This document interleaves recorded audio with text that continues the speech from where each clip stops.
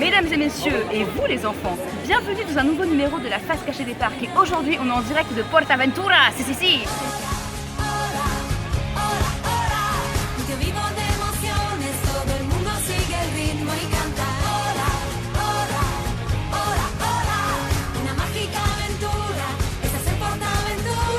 Alors, PortAventura a ouvert en 1995 dans la ville de Salou, pas très loin de Barcelone, et ce parc a été un peu ouvert en réponse à l'obtention de Disneyland Paris par la France. Et oui, car pour l'anecdote historique, l'Espagne était aussi candidate à l'emplacement de Euro Disney avec l'Italie. Mais c'est Paris qui a gagné parce que rien ne peut rivaliser avec Paris, je veux dire, sérieux. Alors si à l'époque PortAventura ne comptait qu'un seul parc, aujourd'hui c'est un véritable complexe nommé PortAventura World qui propose 3 parcs. PortAventura Park, Ferrari Land et Caribe Aquatic Park. Et en plus il y a de nombreux hôtels thématisés. C'est aujourd'hui le 6e parc le plus fréquenté en Europe, donc même s'il est encore loin derrière Disneyland et Europa Park dû à de gros problèmes d'organisation notamment dont on parlera plus tard, faut pas non plus le sous-estimer. Après tout, de 1997 à 2004, il appartenait à Universal quand même, hein. Il s'appelait carrément Universal Mediterranea. Ouais, à une époque on avait officiellement un parc Universal en Europe. D'ailleurs, on peut encore trouver quelques petits vestiges de cette période avec la présence de personnages comme Woody Woodpecker ou Betty Boop que l'on peut aussi trouver dans les parcs Universal. Le parc est donc, tout comme Universal, très beau, avec des décors soignés et immersifs et des attractions de qualité. Mais malgré tous ces avantages, PortAventura a un léger bémol. Il est où le thème, ma chérie? Bah oui, dans Parc à thème, il y a le mot thème et PortAventura n'en a pas vraiment. Les landes sont thématisées autour de régions du monde et franchement ils sont tous magnifiques, d'accord, et chaque attraction a sa petite histoire, ok, mais il n'y a pas vraiment de thème général, global au sein du parc. Je veux dire, Europa Park aussi t'as le délire avec les pays, mais c'est le thème l'Europe. Là, le thème c'est quoi? L'aventure? Pourquoi des zones du monde pour représenter l'aventure? Pourquoi ces 6 zones du monde là en particulier? On sait pas trop. En fait, pour attirer les visiteurs, PortAventura a préféré ne pas jouer sur le même terrain que Disney qui pour le coup est le roi de la thématisation, mais plutôt de miser sur quelque chose que Disney ne pourra jamais avoir, c'est-à-dire des attractions à sensation de malade mental. Leur gros objectif était de proposer le plus grand nombre de roller coasters possible et avec pas moins de 7 attractions de ce type, le défi est largement relevé. Mais ce qui fait réellement la force de PortAventura, ce n'est pas seulement le nombre de roller coasters, c'est aussi les records qu'ils possèdent. Au panthéon des roller coasters, on retrouve Dragon Khan dans le land chinois, un grand 8 qui porte bien son nom puisqu'il a 8 inversions. L'attraction fut inaugurée en 95 en même temps que le parc et détenait le record du monde du plus grand nombre d'inversions, détrônant ainsi notre petit Goudurix au parc Astérix. Jusqu'en 96, il avait même le record du plus haut looping du monde. Après, l'attraction est pas hyper confortable, je dois l'avouer, hein. Elle est clairement moins pire que Goudurix qui est encore plus vieux, mais faites le plein de Doliprane avant de la tester quand même. Concernant le thème, l'attraction se base sur une légende de la mythologie chinoise. Le Dragon Khan serait la réincarnation du prince Wu de Pékin qui se met en mode dracorage chaque fois que quelqu'un tente de monter sur son dos.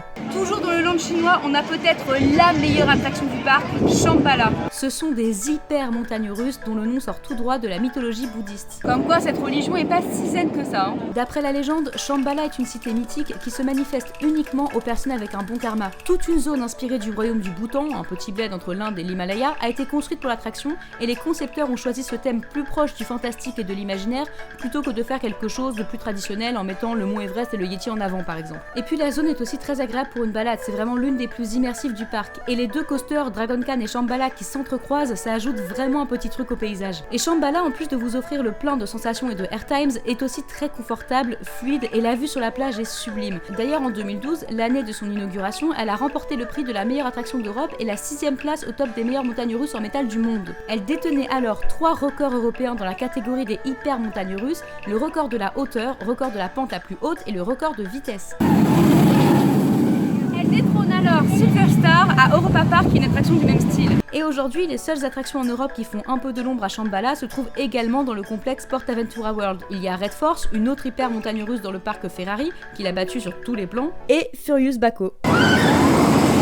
Alors, oui, vu comme ça, de l'extérieur, il a pas l'air si impressionnant que ça. On voit des petits rails, ça a l'air de montagnes russes mignonnettes pour vous faire survoler le land méditerranéen. Et puis, vous montez dans l'attraction, et là, vous voyez le wagon devant vous disparaître en 1 seconde avec des gens qui hurlent, et là, vous commencez à vous dire qu'il y a peut-être un petit problème. Et puis, bah, ça démarre, et vous criez comme vous avez jamais crié de votre vie pendant toute la durée de l'attraction, et à la fin, vous êtes en mode...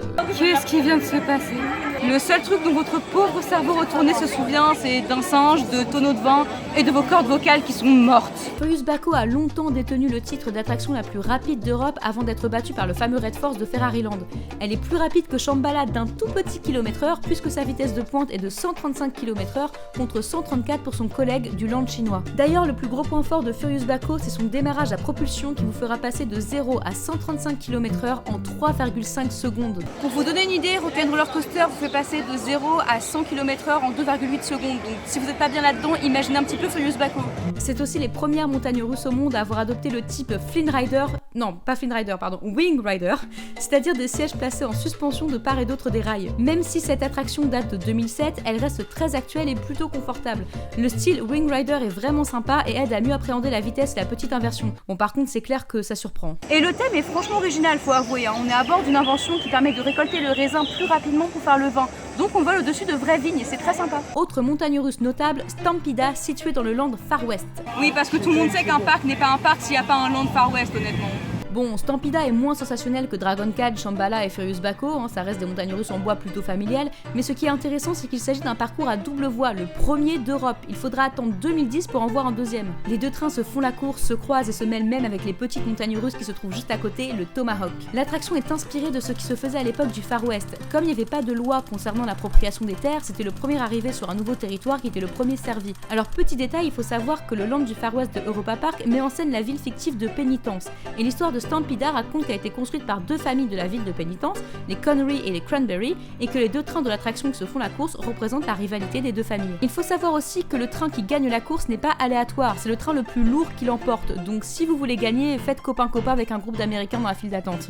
USA, USA. En dehors de toutes ces montagnes russes, il ne faut pas oublier niveau sensation le Huracan Condor, une attraction de type chute libre située dans le quartier mexicain et qui s'élève à une hauteur de 100 mètres. En même temps, l'histoire de l'attraction, c'est qu'on se retrouve offert en sacrifice au dieu Huracan, donc forcément ça secoue un peu. J'adore faire 2 heures de queue pour me retrouver offert en sacrifice à un dieu mexicain. Le parc offre bien sûr beaucoup d'attractions plus familiales avec pas mal de roller coasters pour enfants et 5 attractions d'eau qui vous rafraîchiront lors de ces chaudes journées d'été espagnoles. Je vous conseille en particulier Angkor, une attraction qui vous permettra de vous balader dans un temple cambodgien sur un bateau et de vous arroser avec des pistolets à eau.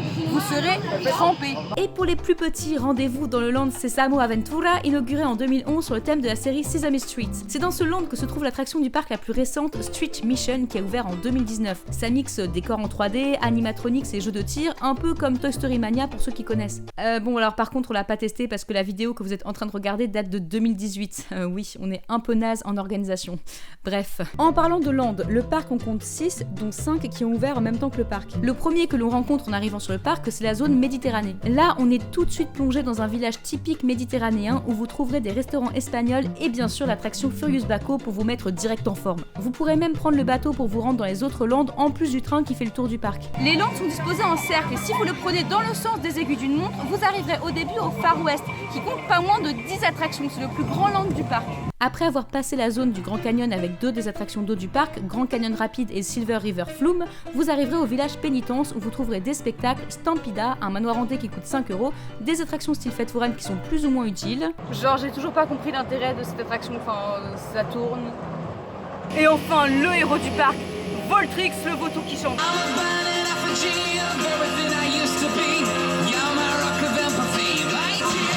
Sérieusement, j'attends un vrai featuring entre lui et la poubelle du parc Astérix.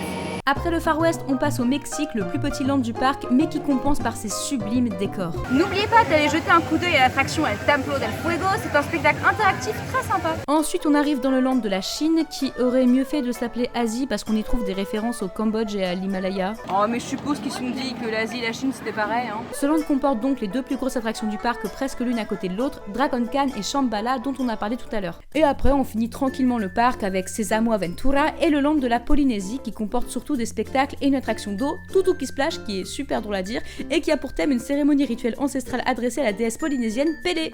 Voilà, la visite est terminée, maintenant on passe aux astuces et aux conseils. Alors déjà, si vous voulez faire le parc de fond en comble, il vaut mieux prendre 2 jours. Il y a beaucoup de spectacles vraiment bien foutus et ça serait bête de pas en faire quelques-uns. En fait, c'est peut-être même plus rentable de prendre un jour avec le pass Express Max que de prendre 2 jours sans pass.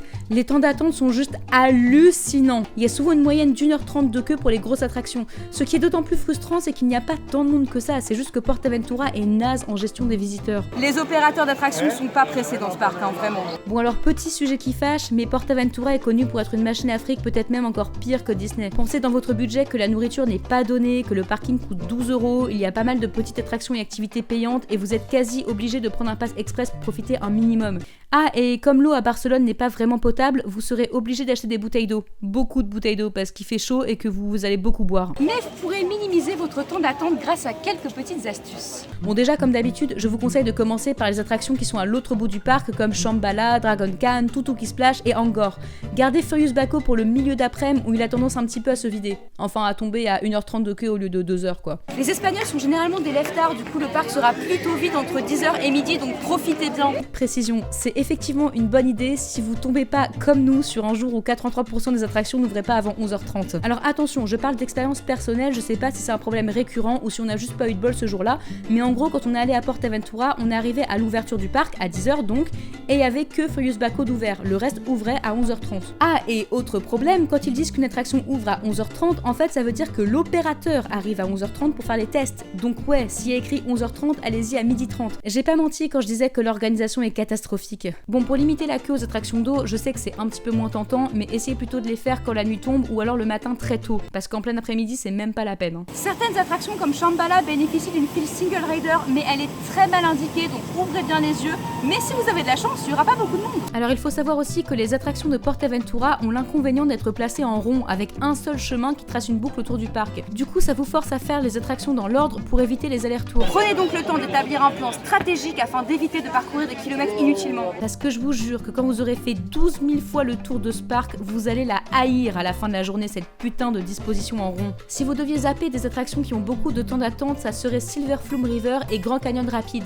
les deux attractions d'eau du Far West. Honnêtement, leur thématisation est assez pauvre, ça mouille vraiment vite fait et ça vous fera facilement gagner 2 heures sur votre journée. Allez plutôt à Angkor pour vous rafraîchir, l'attraction est beaucoup mieux et en plus il y a moins d'attente. Et sinon, ne passez pas à côté des petites attractions, certaines sont très sympas comme Magic Fish dans le land de Sesame Street ou encore El Secreto de los Mayas dans le land mexicain. Il n'y a pas beaucoup de monde et ça remplira votre journée. Par contre, soyez méfiants du cinéma 4D dans le land polynésien. En 2019, ils ont fait un nouveau film, mais pour avoir testé leur Âge de glace en 2015 et leur Dino Escape 4D en 2018, c'était vraiment pas ouf, aussi bien niveau technologie que confort. Et on fait beaucoup la queue. Sans compter que leur thème dinosaure n'a rien à foutre dans un land polynésien et que ça ressemble quand même vachement à l'attraction dinosaure à Animal Kingdom dans la mise en scène. Et bien je crois qu'on a fait le tour, donc en conclusion.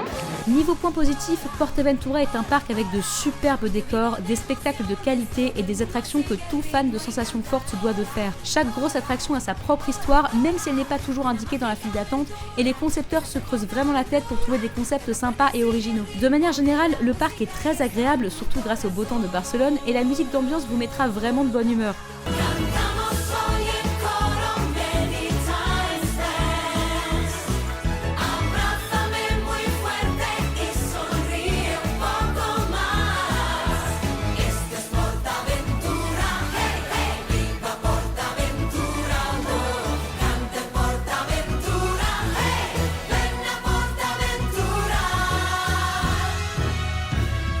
On sent quand même beaucoup la patte Universal, surtout avec les décors, mais aussi avec certaines attractions. Par exemple, El Templo del Fuego ressemble beaucoup à l'attraction Poseidon à Universal Island of Adventure, et c'est un super parcours scénique qu'on voit très peu en Europe. Et l'attraction en 4D Dino Escape Experience a été en partie conçue par Universal Creative, qui est l'équivalent en gros des Imagineers pour Universal. Donc pour ceux qui n'ont jamais fait aucun parc Universal ou qui, comme moi, sont un petit peu en manque, PortAventura est un bon équivalent. La gestion de l'espace est vraiment bien faite avec pas mal d'attractions qui s'entrelacent, ça donne un très joli décor et on n'a jamais une impression d'espace vide. En revanche, il y a quand même pas mal de défauts, du moins c'était le cas en 2018, peut-être qu'ils ont progressé depuis, je sais pas.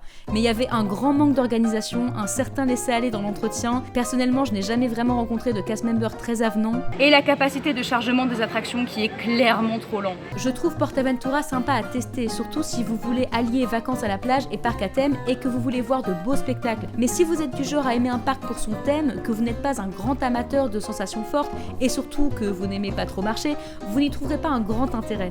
Ces points négatifs, tous plus ou moins liés à la gestion et donc au temps d'attente, peuvent vraiment vous gâcher la journée malheureusement. Pour conclure, ce n'est qu'un avis personnel, mais si vous deviez choisir, allez plutôt à Europa Park. Les attractions sont presque équivalentes à celles de PortAventura et le parc est bien mieux géré et plus fourni au niveau du thème. Après, si vous êtes fan de PortAventura, tant mieux pour vous et n'hésitez pas à nous expliquer pourquoi dans les commentaires. Plus qu'à prier pour qu'on ait un jour un vrai parc Universal en Europe, et d'ici là, c'était la face cachée des parcs.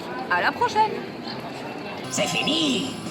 Je reviens un peu plus tard. I'll be back, boys. Hasta luego, Lucas. Hasta luego, Portaventurero. Y no olvides, don't forget. Da, da, da, da, da.